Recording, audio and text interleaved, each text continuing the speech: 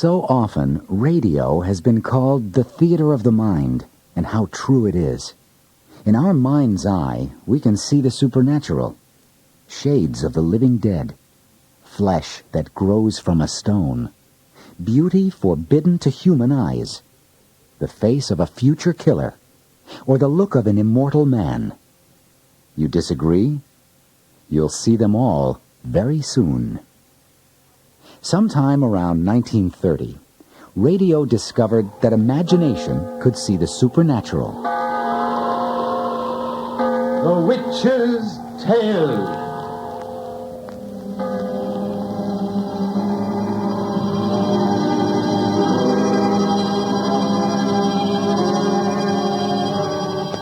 The fascination of the eerie, weird, blood-chilling tales told by old Nancy, the witch of Salem, and Satan, her wise black cat. The Witch's Tale originated on station WOR in New York in 1930. Old Nancy the Witch spun yarns about ancient curses, disembodied spirits, and evil spells, all with heavy sound effects and spooky music. Corny, perhaps, but in those days, they were hypnotic. 117-year-old I be today. Yes, sir, 117-year-old. Well, Satan, this be a nice night for one of our cheerful little bedtime stories, yes? Oh, Satan's got a yarn to fit just such a night as this. Satan, tell everyone to douse their lights. That's it. Now draw her up to the fire and gaze into the embers. Gaze into 'em deep, and soon you'll see a dusty road way out in California in the year of 1852. In this tale, 4 fingers and a thumb, 3 men are playing stud poker. Cash Purton, a hard-drinking scoundrel, Burke Daly, an adventurer who's in love with Cash's abused wife Susan, and the mysterious Chang Lu, descended from a family of Chinese sorcerers. Before the game is done, a fight breaks out among the players. No, Come on! I'm coming! Stop them, Chang Lu! Stop them! Man's destiny cannot be altered. Don't stand there! Stop them! A good clock does not strike before the hour. Burke! He's drawn a knife! Fight fair, Cash, fair! I'm gonna kill you, lover! Chang Lu! Now destiny time is here. Keep out of this, Chinese! Look out, Chang Lu! That knife! I got you now, Cash! Gotcha! Burke! A good blow. You have felled him into the land of sleep, Mr. Daly. Oh! Susan! Burke! On the floor! God! Yes, his blow cut off my unworthy hand. Chang Lu. Get a bandage, Susan. Then run for old Dan and send him for a doctor. Right away. You trouble too much. Destiny cannot be altered. Hold him, feel him. But 4 fingers and a thumb, though severed, are still servants of the soul. Tell unworthy Mr. Cash Pelton that when he recovers... What did he mean by that? I don't know.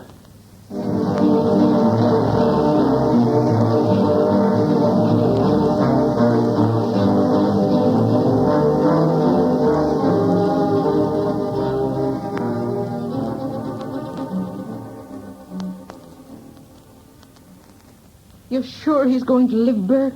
You heard the doctor say we stopped the blood in time. You weren't serious tonight when you said his family were magicians. Poor Chang had any magic. He'd have used it to save his hand, I reckon. Of course. But he said such funny things. Here's the house. Burke! Burke, look on that door. God! Chang Lu's severed hand. Someone's nailed it there.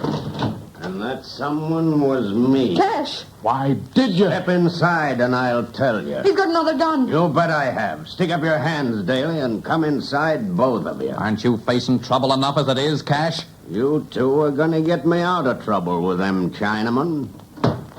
What do you mean? First, give me that pistol you took away tonight. And hold it by the barrel. Burke, Here it is. That's fine. Now sit down. And don't worry, for I ain't gonna hurt you if you do just like I say. Before you, the doctor, and old Dan carried Chang Lu away from here, you told me plenty about what his people like to do to me daily. But I've been thinking of a way to stop that, with your help. I don't get you. You will. I know something about Chinamen, the same as you. I know they're gamblers, and that every gambler hates a cheat. All of us are going to swear that I cut off Chang's hand because we caught him cheating. Are you crazy? Yeah, like a fox. That's why I nailed that hand outside the door. It's going to be the clincher. When they see that, they're going to feel sure a man with nerve enough to put it there is in the right. I'll never back you up in such a rotten lie. You don't, you'll get a bullet in your heart. Cash. I mean what I say. Someone's knocking. It may be the Chinese now. Open the door, Sue. And remember, I'll do whatever you say, Burke. You... he'll do what I say, too. Open that door. There's no one here. Someone knocked twice. I know, but they're gone. Well, let me see. Well, that's funny. No one in sight. Guess we didn't hear no knocking. Close the door.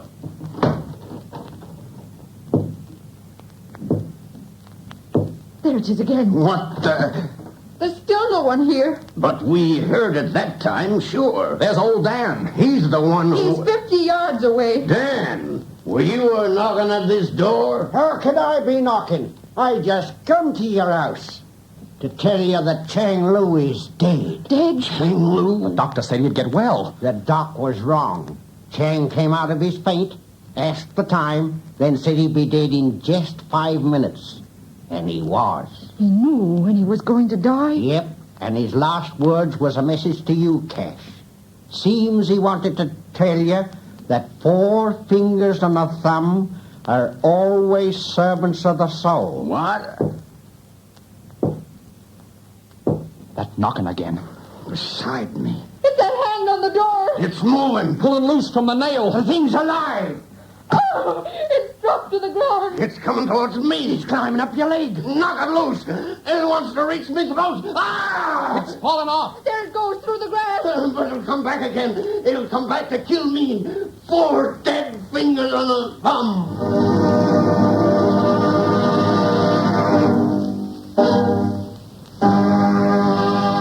Predictably, the hand returns. What? Something knocked on the bottom of the door. And something's moving outside the sill. It's some kind of little animal. Maybe a rat. Animals don't knock. It can't be. Can't be. Something white has been pushed under the door. A piece of paper. Get it. Get it. What is it? Look. There's a Chinese figure on it. Yeah, traced in dried blood. It's the Chinese character for 6. 6? That means 6 o'clock. That knock again. 1 knock for yes. 6 o'clock. It'll be that in just 3 minutes, and then the hand will come for me. What am I going to do? What am I going to do? It can't get in this house. It can't. Listen. It's pulling stuff up the doorframe by my ivy vine. It can't get in here. It can't. What was that? A key turned in the lock. Well, that won't help it. This door is barred inside. Yes, you fool. But you left the key outside and it's locked us in. That won't do no harm. What's that? It's dropped back to the ground. And now it's pulling itself away. How fast it moves. Like a rabbit jumping. Well, maybe it's got some way to get in. You barred every outside door and shut at every window. Ah! Glass! In the next There's room. a light in the hole in that shutter. It squeezed through and broke the pane. With that heavy door key. It's coming this way. Shut the door, quick! Too late. It slipped by me. Get away from me. Away. Shoot it! Shoot it! Oh, bullets don't stop it, and it's almost 6 o'clock. It's got me in the corner and I can't get away. Here, keep your wits. It's only a hand. You can throw it off like you did before. Then we'll find some way to destroy it. Good Lord!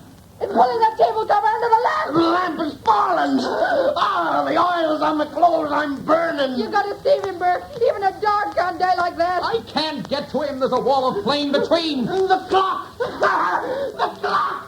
Oh, he shot himself. We must get out of here, Sue. We'll be trapped like he was, and I haven't a gun. He'll burn to death. I've got the door unbarred. Come on. Oh, I forgot this door is locked outside. Look, the hand. He dropped the key at my feet. Oh, now it's going towards the flames. It's in the fire. I've got the door open. Come on. Oh, Bert. Oh, Bert, we're free. For better now and not for worse. That voice. I heard it too. It is written that 4 fingers and a thumb extended in friendship is greater than 10,000 hands coming with swords. The Witch's Tale, radio's first horror show, ran 3 seasons on WOR and 3 more on the Young Mutual Network. The horror show that set the standard for all others also started on a local station, WENR in Chicago, in 1934. 2 years later, the show was taken over by a young playwright, Arch Oboler. Lights out. Everybody.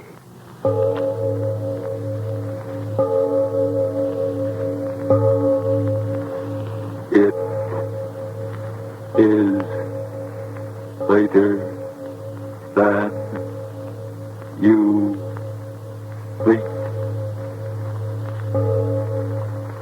Lights Out was so famous for stomach-turning sound effects such as flesh burning and tearing or buildings exploding that NBC ran the show after midnight so as not to scare the children. Our choice, Meteor Man, aired just a few years after War of the Worlds. Astronomer Russell Adams and his wife Diane are enjoying a romantic evening under the sky during a once-in-a-lifetime shower of meteors. I never saw such bright shooting stars. Yes, and another thing, my dear. As the wife of an accredited professor of astronomy, I think it no more than fitting that you give the phenomena that you observed its proper name, namely the fall of a meteor. There's another one. And another. Hundreds of them strike the earth each year. Well, Russell, there's no danger. Oh, no. The probabilities of being struck on the head by that cosmic rubbish is about 1,000 times more remote than winning a sweepstake without buying a ticket. Oh, look. That one. The brightest of all. Wait, Diane. What's that? I don't know. Something from Look the up. sky. It's shooting star. Look out, Diane!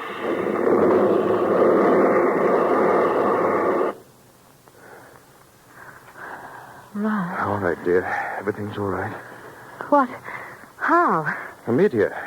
Must have landed out in the field there. Here, let me help you out. You all right, dearest? Yes, I'm all right. Russ, where are you going? Out there. Where it must have buried itself. Wait here. I'll be right back. No, I'm going with you. All right, if you want to. The moon gives plenty of light. From the brightness of the flash, I'm positive that the meteor landed someplace right in here. I'll tell you. Look. What? The turf, all torn up. This is the place. Russell, are you mad? Get up off the ground. Right here. It must have struck a glancing blow off the brow of the ridge. I've got it. What? A fragment of it. Still warm. See? No larger than a baseball. All that was left of it. That's a meteor. A meteorite. All that's left of the meteor that burned and exploded. What a find. Drop it, Russ. What are you talking Throw about? it away. Here, come back to the house. What are you going to do with it? Examine it. Here. I'll take some of this nitric acid. Where's that bottle? There we are. Now watch closely, and I'll show you that the stone consists of ordinary elements. Iron. Russell. What? This mark on it. How strange. Yeah. Funny I hadn't noticed it before. Circles the entire stone. I wouldn't be a bit surprised that a blow right here would break it in half. Yes, I think I'll try to do that. No, Russ. Leave it alone. Good heavens, Diane. Nothing but a stone. All I'm going to do is try and break it along this fissure. If you had a hammer and a stone. Here. What if the stone break? Almost solid metal. I'll try. By George, it did. Clean in half. What? Look. What's inside? Flesh. Oh, Russ, how? Negative gray protoplasmic. No, it can't be. It can't. This is a meteor. It came from out there. There is no flesh. Nothing could live. Russ, look. Huh? It's growing. Larger and larger. Listen, the noise as it grows. I hear it. When will it stop? When? Look. Look. I can't. That horrible gray flesh. But you must see it. Look. It's forming into something. What? A head. It's forming into a head. Oh! Diane, you heard. A head without body speaking. Yes, speaking. Russ. You hear and understand me. Its lips laughing. I laugh at the fear and wonder in your simple little faces. Gray flesh talking. I'm getting out. You will stay. Russ, I can't move. Nor I. Tell us, who are you? You saw how I came. A tiny bit of protoplasm in that meteorite? So I willed myself to be, to reach your earth. Many of my people have tried. I am the first to succeed. Then meteors are the means we have used to try and reach this haven of plenty. I am the first. Now there will be others. But now I am hungry. You understand that, little thing? Hungry? Hungry?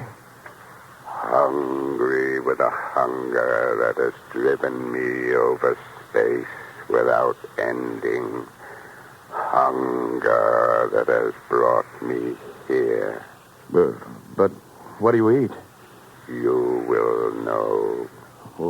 What do you mean? What food could there be here to fill the hunger of such as I?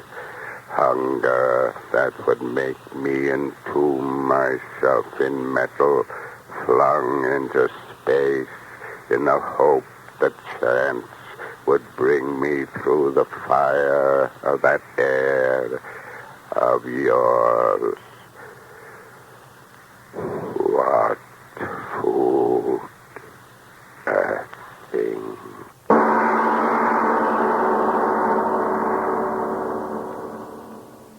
Luckily, Russell Adams smashed the Meteor Man just in time, knowing that thousands of others were landing on Earth that very night.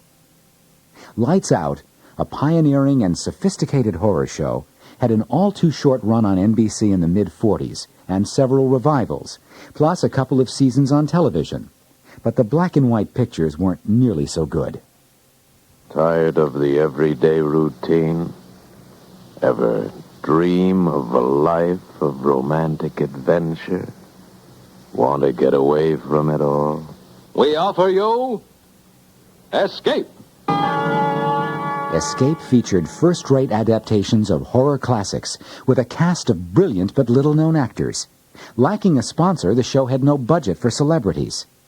Here is Country of the Blind, from a story by H.G. Wells. We had been toiling all day, inching our way up a steep ice wall, and as darkness came, we found a narrow ledge, barely 3 feet wide. Not very wide, but we can get our shoulder wall up and cut off some of this wind. Now, that'll be welcome. Yes, but first we'll rest a moment.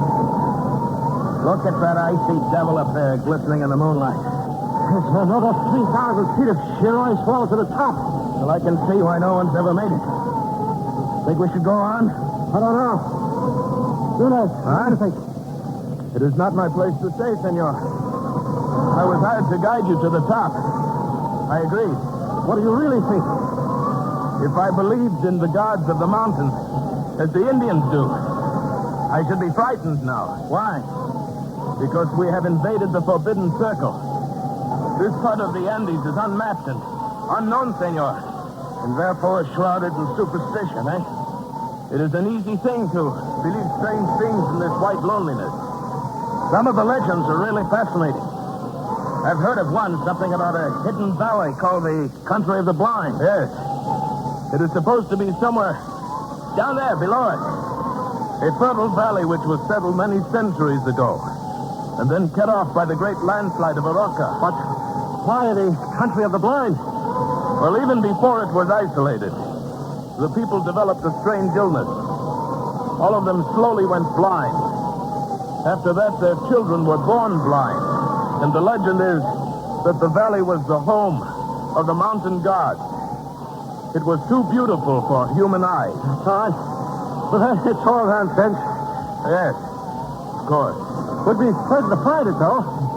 You know the old proverb, in the country of the blind, the one-eyed man is king? I doubt that we could ever find it. I even doubt if it exists. Of course not. I was only joking. Yes. Well, now if you're arrested, we'll make the shelter wall. Right. I'll give you a hand in a minute. Believe me about it. The 2 pesos I give up this time. I never realized Senor, how... I'm slipping! Hang on! Nunez!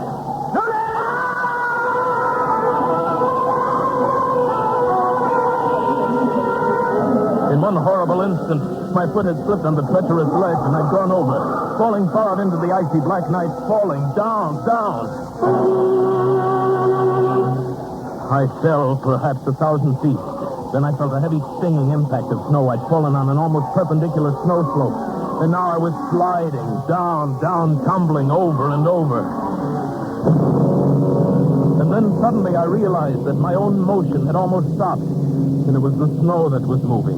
I was riding an avalanche. At almost the same moment, I went over the second precipice. It was higher than the first, much higher, perhaps 4,000 feet. I fell with the snow for what seemed minutes, every second expecting the terrible final impact. But the impact never came. Miracle of miracles, that sheer wall blended almost imperceptibly into another steep snow slope. And again I was sliding. Gradually, as the arc of the slope curved away, I felt myself slow down. And finally, I rolled to a stop and lay still. When I awoke, it was morning, and I was covered with snow. I shook off the cold white blanket on my chest and rested a moment. And then I rolled over on my back and looked up.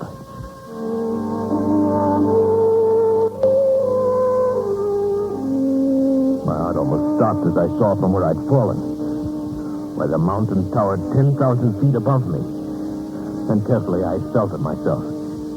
My clothes were torn. I was bruised and bleeding. I ached in every muscle, but I had not a single broken bone. I lay there and offered up a prayer to the gods of the mountain.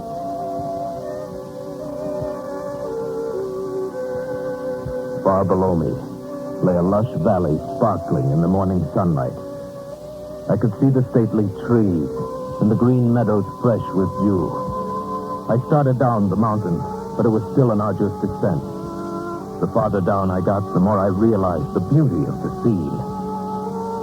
Why, this was a hidden paradise I'd fallen into, and I was the first man ever to see it. So I thought, but I was wrong. I realized that first when I saw the cultivation in the meadows, and then the walks, well-kept stone walks laid in a symmetrical pattern all over the valley. And then I saw them. Could it be that I have fallen into the country of the blind? In the country of the blind, a one-eyed man can be king. The sightless natives believe his name is Bogota and fail to understand his insane babble about sight and the world beyond. As time passes, he is doubly enslaved by the blind men and by his love for the chieftain's beautiful daughter. Now, will not have it. But, Father... He's an idiot. He has delusions. He cannot do anything right. But he is getting better. He's better than he was. And he is strong and kind. Stronger and kinder than anyone in the world. And he loves me. And I love him. No, I will not have it. Great sire, if you please. What is it, good doctor? I have examined Bogota, and the case is clear to me. I think very probably he might be cured. Huh? And how might that be done? His brain is affected by something. I believe I know what it is. Those queer things he calls eyes. Where we have but an agreeable depression, he has great lumps, with flaps over them that move and long hairs. Consequently, his brain is in a constant state of irritation. But what can be done to cure him? A very simple surgical operation. Remove the cause of the irritation. We will merely cut out his eyes.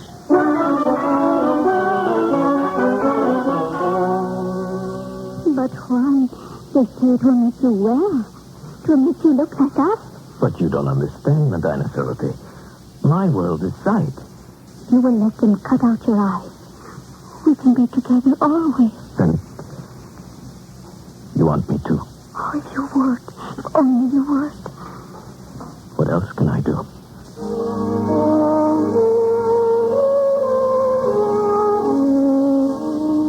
I only meant to go up on the rocks and look out over the valley. To spend my last days feasting my eyes, my precious eyes, on the wonderful, beautiful world of light and color. But when I got there, it was too beautiful. Too lovely, this valley, this home of the mountain god.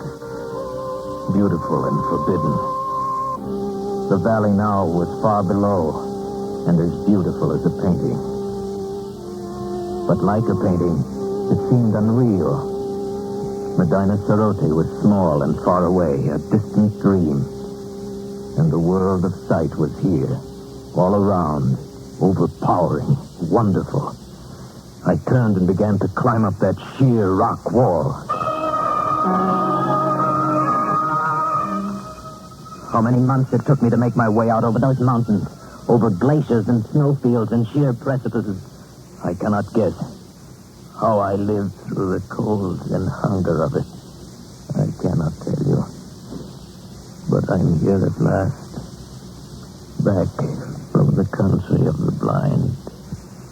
You aren't sorry you came back? Sorry? I see her face clearly now.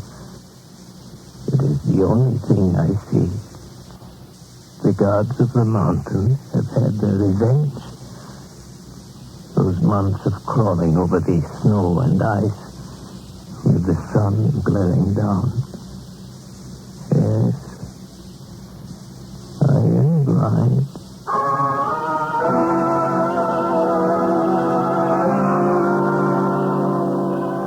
Try to imagine a show like The Country of the Blind on television. An episode from Escape, a first-rate horror show that lasted a mere 7 seasons, 1947 through 1954, on the CBS radio network.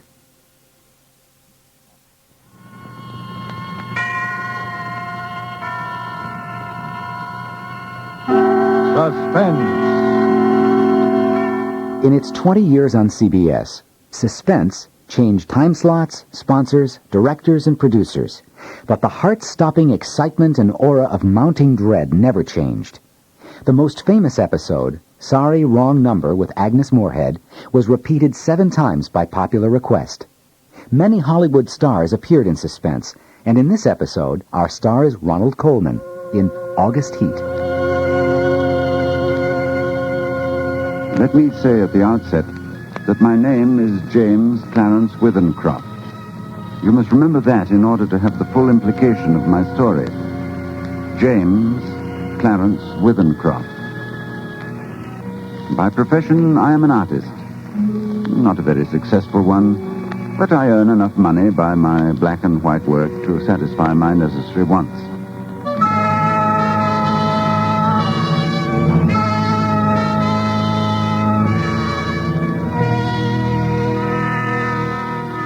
I breakfasted this morning at 9 at the usual time. It was no different from any other morning. And after glancing through the morning paper, I lighted my pipe. And I proceeded to let my mind wander, in the hope that I might chance upon some subject for my pencil. The room, though door and window were open, was oppressively hot.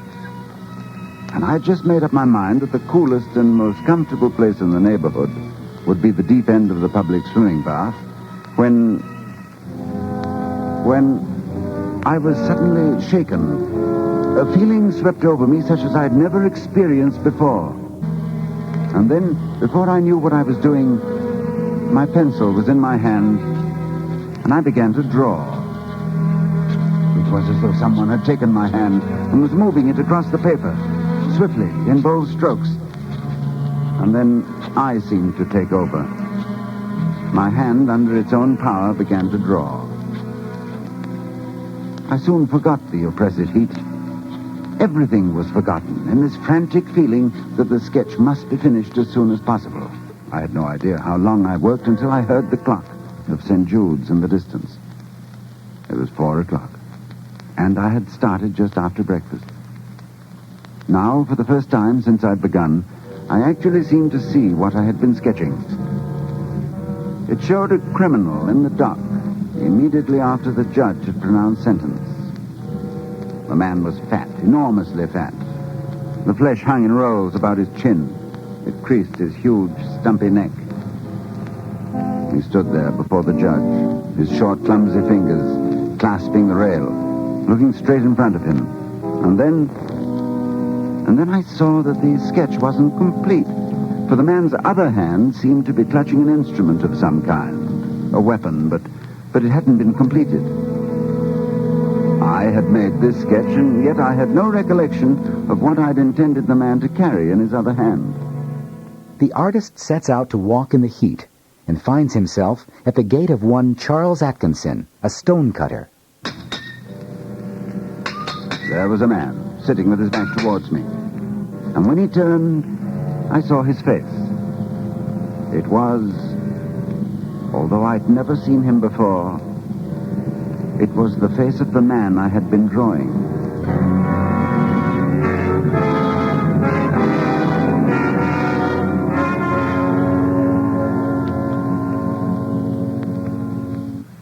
Good day, sir. Good day. I'm sorry to intrude. Not at all. Everything is so hot and glary outside. This is like an oasis in the wilderness. I don't know about an oasis, but it certainly is hot. Whew. Take a seat, sir. He pointed to the end of the gravestone on which he was at work, and I sat down. Hot. Hot, ain't it? I was seated in such a position that I was unable to see his work. And for some reason, I didn't move. Suddenly, he began to read what he'd carved on the tombstone. He spoke deliberately and with a flat voice. In the midst of life, we are in death. Born January 18, 1905. I looked up at the start. This man had read my exact birthday.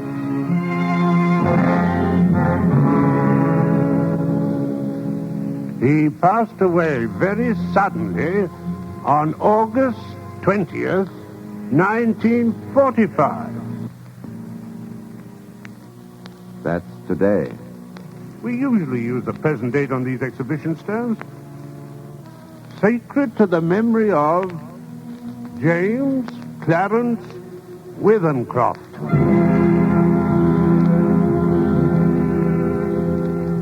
A cold shudder swept over me, and I sat there in silence. I was finally able to speak. Where did you see that name? Oh, I didn't see it anywhere. I wanted some name, and I put down the first that came into my head. It's a strange coincidence, but it happens to be mine. Huh? That's your name? You're James Clarence... Withencroft. Yes. Well... And the dates? I can only answer for the birth date. It's correct. Oh. That's a rum go. I made a sketch this morning of you. Of me? But you've never seen me before. No. Oh. Oh. I took my sketch from my pocket and I showed it to him. As he looked, the expression on his face altered until it became more and more like that of the man I had drawn. And it was only the other day before that I told Mariah there were no such things as ghosts. And we were silent for some time again. And we stood there looking at one another and at the two dates on the gravestone. On the birth, one was right, and the other was today. Well, come inside and have some supper.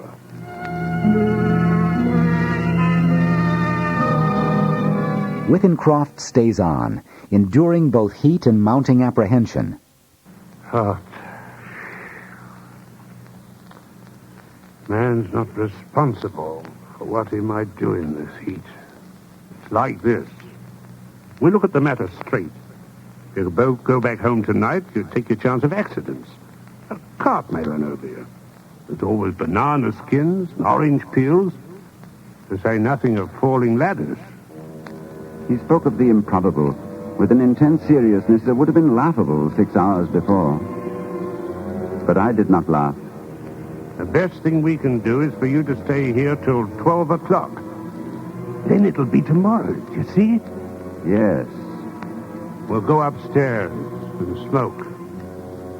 Maybe cooler inside. And to my surprise, I agreed.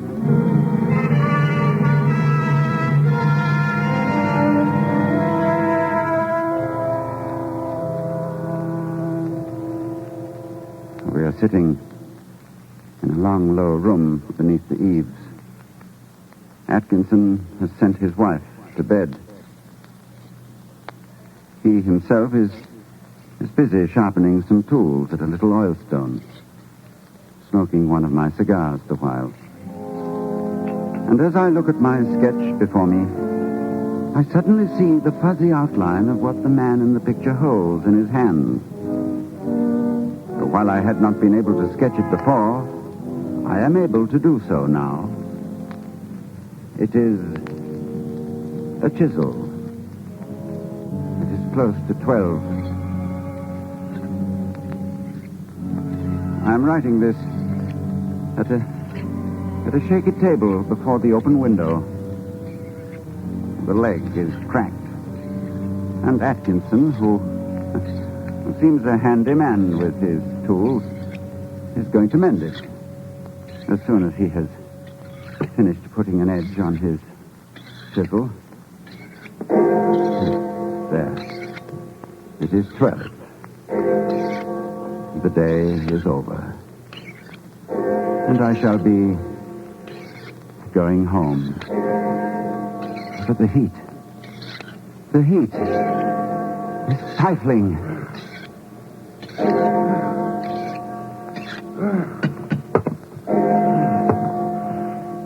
This heat is enough to send a man mad.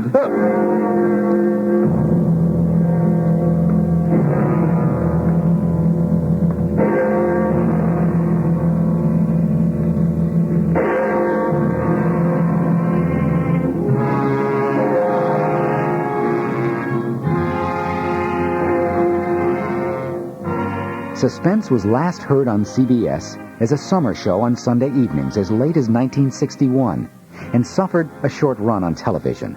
But like most televised radio shows, the copy failed to match the original. A show that might have succeeded on television was a BBC import. Now, The Black Museum, starring Orson Welles.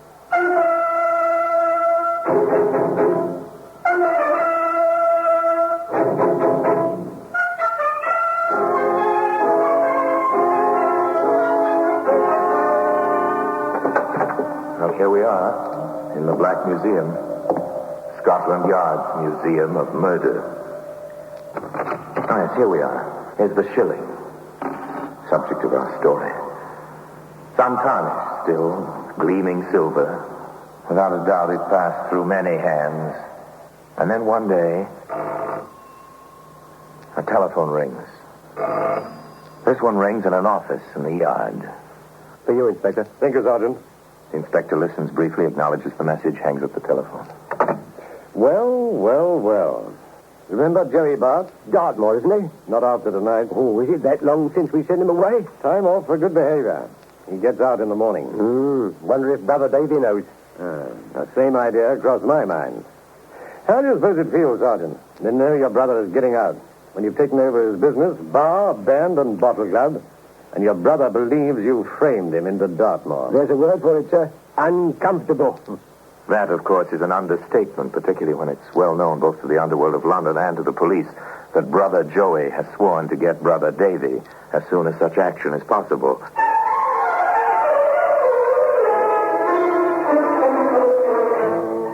Yes, it must have been quite a meeting. Took place, of course.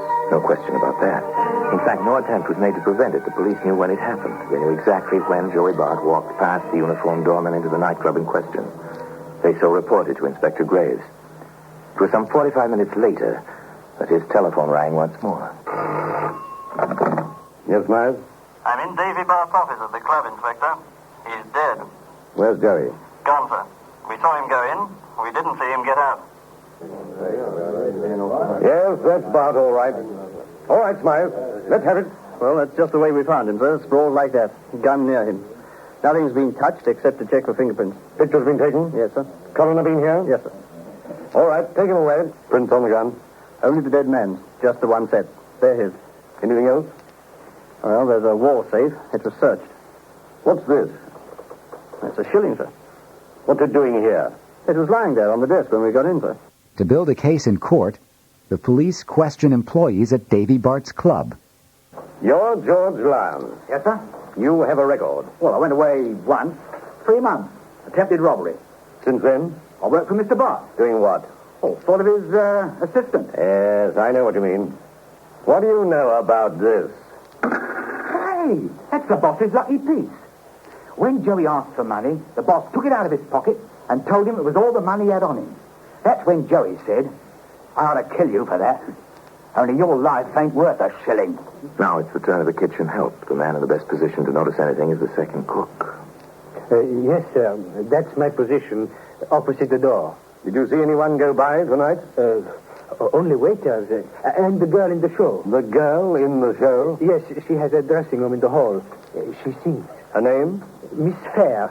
Mitzi Fair. Get the girl, Sergeant. Yes, sir. Your dressing room is out there, off the hall. If you can call a 6x8 rat trap a dressing room, yes. See any stranger tonight? Not tonight. Other nights? Maybe. Maybe not. And if I had, I'd know better than to talk, Inspector. Davy operated within the law, as far as I know. But I've been around, Inspector. And if I knew anything, chances are my life wouldn't be worth that shilling. You ever see it before? Looks like any other to me.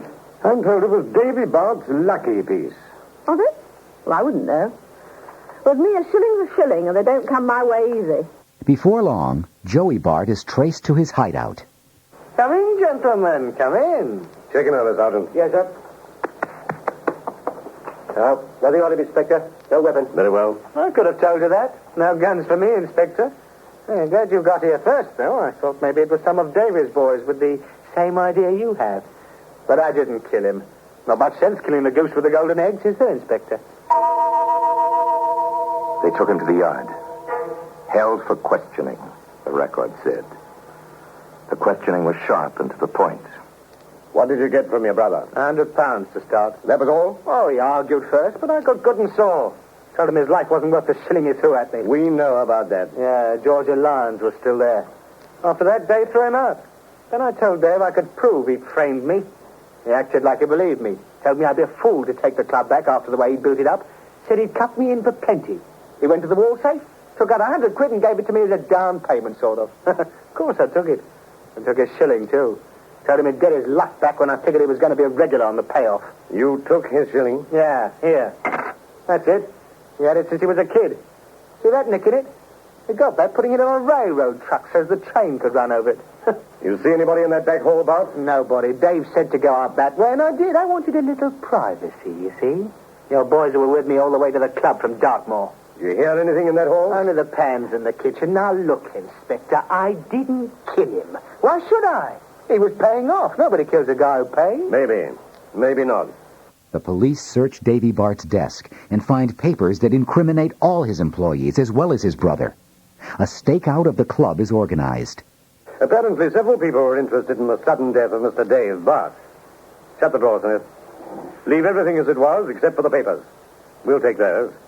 And as we leave, Sergeant, suppose you forget to snap the lock on the front door.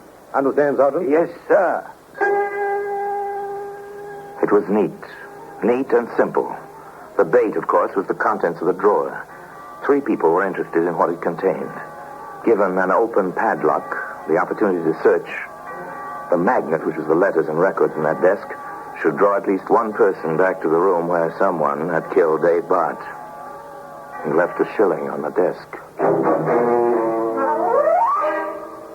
The inspector waited, with him Sergeant Maxwell and Detective Smith, a dozen assorted detectives and constables. They waited in the silent, darkened nightclub behind the door with its open padlock. Crouched in the darkness, they heard the footsteps, light, tentative, then bolder, more confident, as eyes became accustomed to the gloom. A moment later... Another one, sir. Quiet, Sergeant. The first intruder was aware of the second. Thought you'd come back, eh? Tried to put it on me, did you, with the second shilling?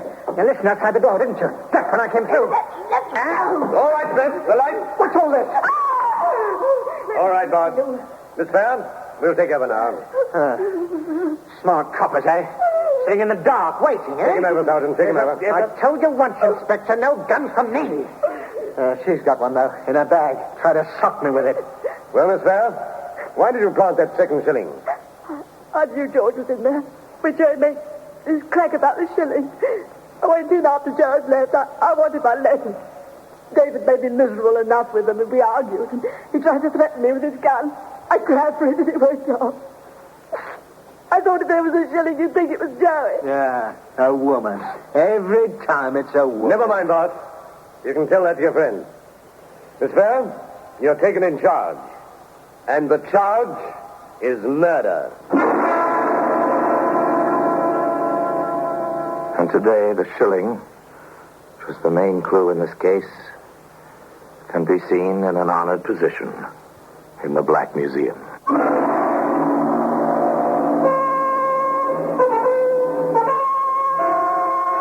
Ghosts never haunted the Black Museum, but the complex plots had plenty of twists and turns before Scotland Yard got its man. The show ran just 52 weeks on Tuesday nights on Mutual, the 52 weeks of 1952. Radio horror shows, by and large, took themselves pretty seriously. One famous show did not.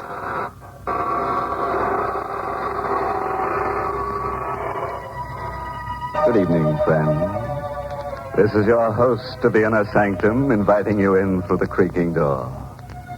Come on in and enter into the spirit of things. Don't pay any attention to those gurgling sounds you hear. They're the unfortunate ones. The midnight spirits who are caught haunting before midnight. Poor things. All they can do now is gurgle because they've evaporated into distilled spirit. That squeaking door opened for the first time on the NBC Blue Network in 1941 and stayed with ABC when ABC bought the Blue. Later on, Inner Sanctum moved to CBS and returned to ABC, always with the same macabre jokes, hair-raising sound effects, and nerve-jarring melodramas. Actors famous for their menacing roles, such as Raymond Massey, Peter Lorre, and Boris Karloff, made frequent appearances in these eerie tales. Tonight's story. It's an original radio play written especially for Inner Sanctum by Emil Tepperman and starring Richard Widmark in the role of Alex Gregory. It's about a man who became master of a secret, so fearful that it could never be revealed to any mortal, living or dead. But let him tell you the story himself. It was an evening in September, the 15th to be exact, when I first learned of the existence of elixir number 4. It happened at Professor Jarman's house just off the college campus. You've heard of Jarman, of course. He was to chemistry what Einstein is to physics. Professor Jarman's secret is elixir number 4, a potion designed to convey perpetual life. Alex steals the keys to his laboratory and enters. Now, I was ready for an adventure into immortality. I knew Elaine was at a sorority meeting. The professor and I were the only ones in the house.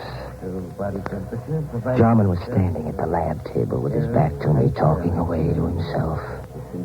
There was a small vial on the table and a hypodermic syringe alongside it. Equal quantity administered yesterday will be sufficient. At my age, since my blood is too thin, I require the additional dose. But a younger man would need only one injection to cause the necessary type change in his blood. Who's that? Good evening, Professor Jarman. I hope I'm not interrupting. What are you doing here? How did you get in? So elixir number 4 changes the bloodstream, eh? What do you want in here? Quit stalling, Professor. I know what elixir number 4 is. Ah. So this is it. You said this is enough to make the average man immortal. Me, for instance? Not for you. You hear me? Not for you. Oh, yes, it is, Professor. It's for me. I won't let you... What are you doing with that mallet? What do you think? No. I'm so sorry, Professor. Wait, I'll let you have it. Don't kill me. I've got to kill you. When I take this dose of elixir number 4, I'll be immortal. And I don't want anyone to know it. Oh, wait, you fool. You'll never enjoy your immortality. You'll wish you were dead 1,000 times. I'll come back to remind you, After injecting himself, Alex returns next day to find the professor's body is missing.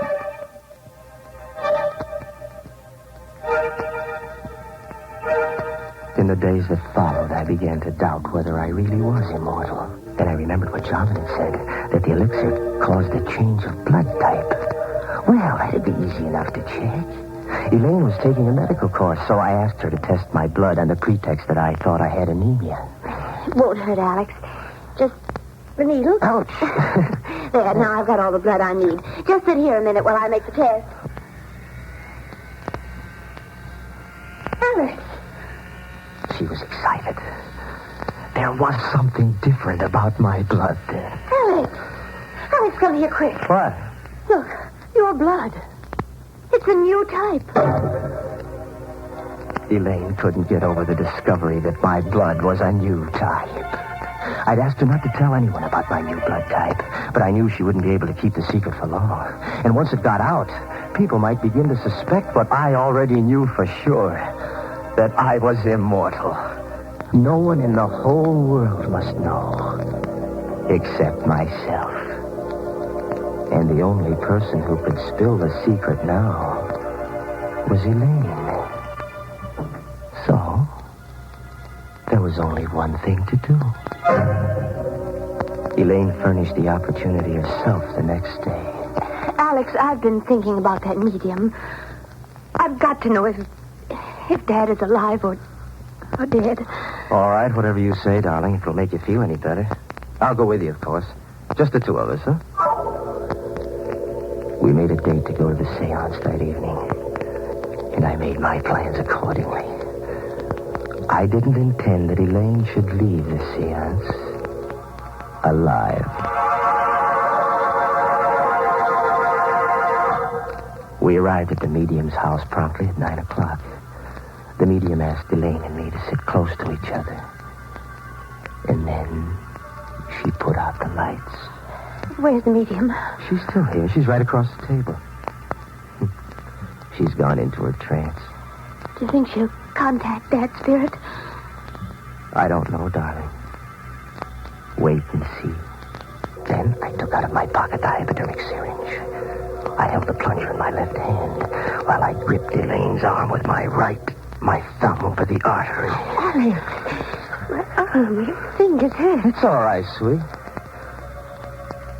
Slowly, I brought the hypodermic needle up close to the artery. And no one in the world could say that it hadn't been heart failure. But suddenly, just as I had the plunger ready, I heard something strange. You'll never enjoy your immortality. You'll wish you were dead 1,000 times. I'll come back to remind you, back to remind you, back The voice of the dead. back to remind you. Jarman, where are you? Jarman, stop. You're dead. You're dead, Jarman. You can't be talking. You're dead. I saw your dead body. I killed you myself.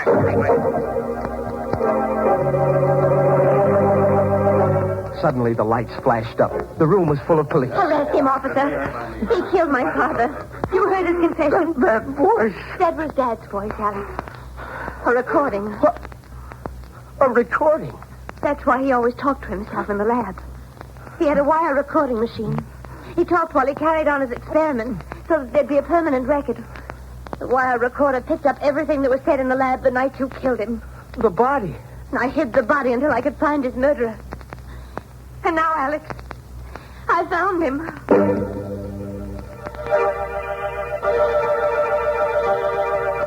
Alex Gregory, it is the judgment of this court that you be confined to the penitentiary for the rest of your natural life.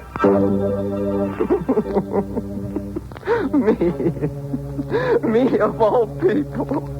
Me sentenced to imprisonment for life. Me in whose veins runs the precious elixir number 4. Imprisonment for the rest of my natural life, which means forever.